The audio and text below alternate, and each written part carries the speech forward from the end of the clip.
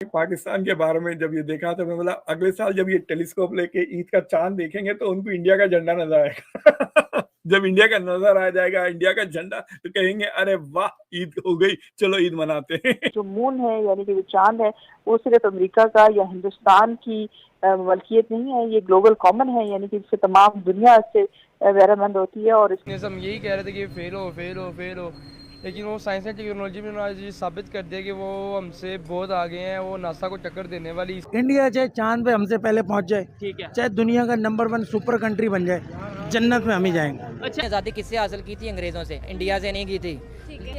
तो हमें ये सोचना चाहिए आज उस कंट्री में जाने के लिए जिससे आज़ादी हासिल की, तो हम तो भागे भागे फिर रहे हैं, कोई वीज़ा दें भाग के जाएं वहाँ पे।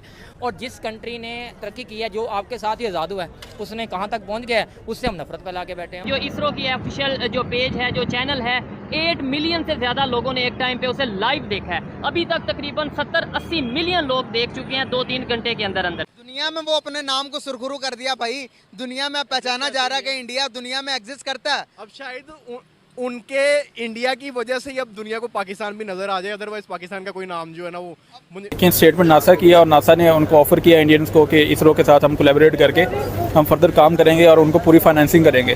तो 613 करोड़ तो दूर की बात, अब उनके पास $1 बिलियन आएंगे।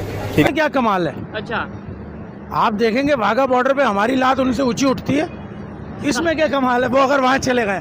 सर ये आप कैसी बात कर रहे हैं? वाघा बॉर्डर और मून में थोड़ा फर्क है, थोड़ा नहीं बहुत ज्यादा। प्राइम मिनिस्टर मोदी कि वो साउथ अफ्रीका में अमंग कॉम्पिटिटर्स फ्रेंड्स मौजूद है और वहाँ पे उनको सारी बात है ये ऐलान करना पड़ा, किया उन्होंने कि India is on the moon.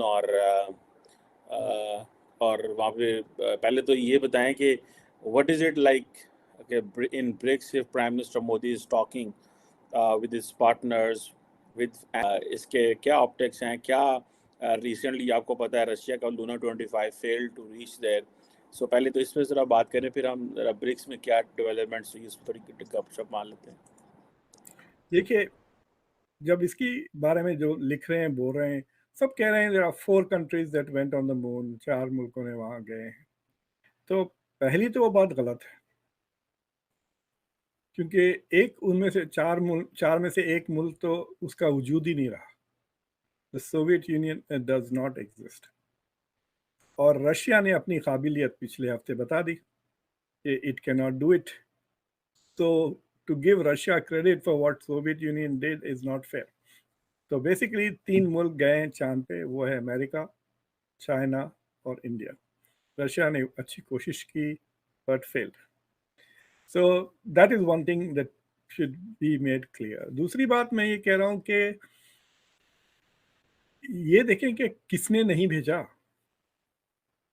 पूरे यूरोप ने एक भी नहीं भेजा चांद पे। Developed first world, Europe, Canada, Australia, Japan, South Korea, Taiwan, these countries which have been so developed, advanced, rich, इन लोगों ने नहीं पहुंचा। इट्स लाइक सेइंग कि भाई आप फेरारी में पहुंच गए तो पहुंच गए, ठीक है, लेकिन हम हमारी बग्गी में तो पहुंच गए।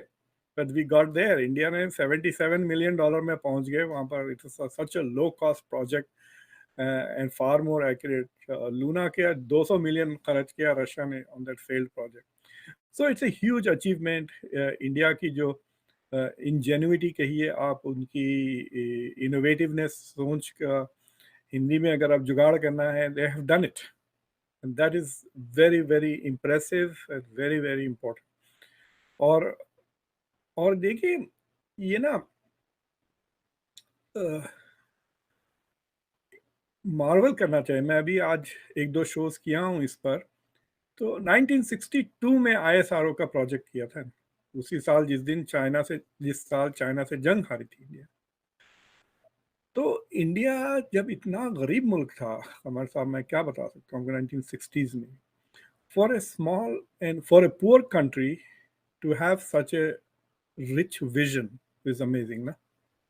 तो सोचिए आप 62 में ही सोच लेते कि हम स्पेस में जाएंगे।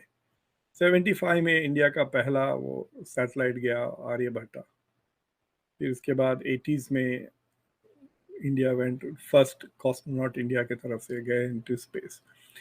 सो India has been pursuing space. ये कोई ऐसा फ्रीक चीज नहीं है, मतलब ये खुद चंद्रयान 3 है। Chandrayaan-1 गया, इसके बाद 2 गया, उसके बाद 3. So India has been doing this consistently. India ने कई सैटेलाइट्स भी लॉन्च किए हैं. So it continues to show कि India, even when it was poor and even when it was behind the rest of the world, में सबसे पहले पहुंचे हैं, चंद्रयान 3 सबसे पहले पहुंचा है, क्या कहना चाहेंगे? और उन्होंने दूसरे नंबर पे हिस्ट्री क्रिएट की है यूट्यूब पे. एक टाइम पे जो इसरो की ऑफिशियल जो पेज है, जो चैनल है, 8 मिलियन से ज़्यादा लोगों ने एक टाइम पे उसे लाइव देखा है. अभी तक तकरीबन 70-80 मिलियन लोग देख चुके हैं 2-3 घंटे के अंदर अंदर. क्या कहेंगे आप इसके ऊपर? भाई इसमें क्या कमाल है? अच्छा, आप देखेंगे वाघा बॉर्डर पे हमारी लात उनसे ऊंची उठती है. इसमें क्या कमाल है? वो अगर वहाँ चले गए.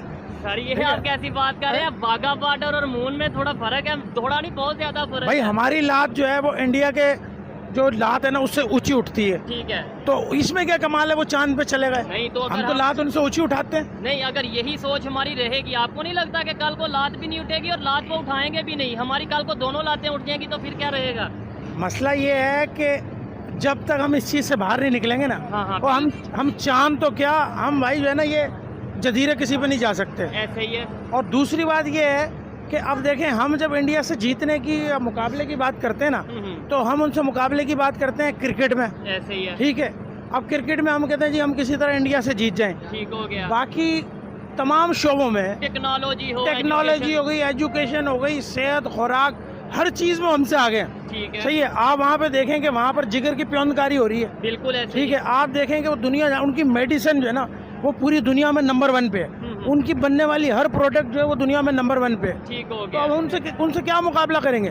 हम तो ज़ाहिर अप्रिशिएट ही करेंगे. जबरदस्त. नहीं, ये अच्छी बात है अप्रिशिएट. नहीं तो पहले जो आपने बात की कि हमारी टांग ज्यादा ऊंची उठती है, मैं तो हैरान हुआ. मैंने कहा आज के दौर में भी अगर यही सोच रहेगी, लेकिन वो आपने शायद किसी को मतलब ये कि भाई आप देखें कि अभी ये कल की बात है, ज़्यादा पुरानी बात नहीं है. ठीक है कि कल हमारे कुछ जो है वो मासूम बच्चे बिल्कुल एक चेयर लिफ्ट के अंदर फंस गए. अब सबसे बड़ी नाअहली तो हमारी ये है कि 70-75 साल से इस मुल्क को बने हुए 75 साल हो गए. ठीक है. इंडिया चांद पे पहुंच गया, चाइना वर्ल्ड का सुपर पावर हो गया, अमेरिका तो खैर सोचें, आप सोचें भी ना. ऐसे ही है. अब मकसद ये है कि सबसे पहली नाअहली तो ये है कि उनको स्कूल जाने के लिए रास्ता नहीं है.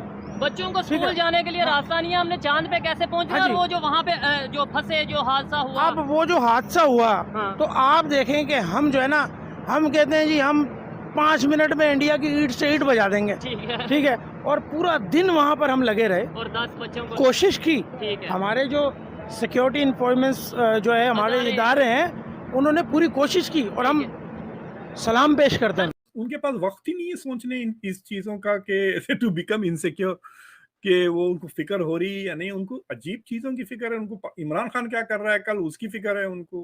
मेरे अपार्टमेंट का किराया नहीं आ रहा है उसकी फिक्र है. Like it is not. मुझे हंसी आ रही थी. सोच रहा था मैं पाकिस्तान के बारे में, जब ये देखा तो मैं बोला अगले साल जब ये टेलीस्कोप लेके ईद का चांद देखेंगे तो उनको इंडिया का झंडा नजर आएगा. जब इंडिया का नजर आ जाएगा, इंडिया का झंडा, तो कहेंगे अरे वाह ईद हो गई, चलो ईद मनाते हैं. रोजे रखना शुरू कर. मैंने बल्कि आई ट्वीट भी इस पे थोड़ी सी की थी. मैंने कहा जी पाकिस्तान के उलमा रीचिंग मून, वो सारे टेलीस्कोप पे लगा के बैठे हुए हैं वहाँ पे. सही कह रहे हैं, एब्सोल्युटली राइट. बल्कि आपको डॉक्टर साहब जी बोले. It is a very serious question कि सिवाय मुसलमानों के छोड़ के बाकी सब चांद पहुंच गए. एथीस्ट भी पहुंच गए. सो क्रिश्चियंस, यहूदी. देखिए जब अमेरिका जाता है, that's one of the reasons why बरतानिया वगैरह, आई डोंट नो इजराइल का स्पेस प्रोग्राम है या नहीं, I don't know much about that, but जो यूएस के वजह से दूसरे फ्रेंच वगैरह मतलब उनको मिल जाती है ना वो टेक्नोलॉजी एंड एक्सेस. अगर उनको सैटेलाइट्स लॉन्च करना है तो अमेरिका कर देगा उनके लिए. सो आई थिंक कि अमेरिका के डेवलपमेंट के वजह से थोड़े यूरोपियन नेशंस बास चीज़ों में अंडर डेवलप्ड हो गए, जैसे कि they did not go for nuclearization, जैसा स्वीडन वगैरह है. तो उनका मतलब दे हैव द क्रिश्चियन उम्मा तो है ना वेस्टर्न उम्मा, तो western Umma is doing pretty well in that sense. अब एथीस्ट भी पहुंच गए, रशियंस भी पहुंच गए. हमारे लोग पैसे दे के जाएंगे तफरी करने. बिल्कुल सही कह रहे हैं ये.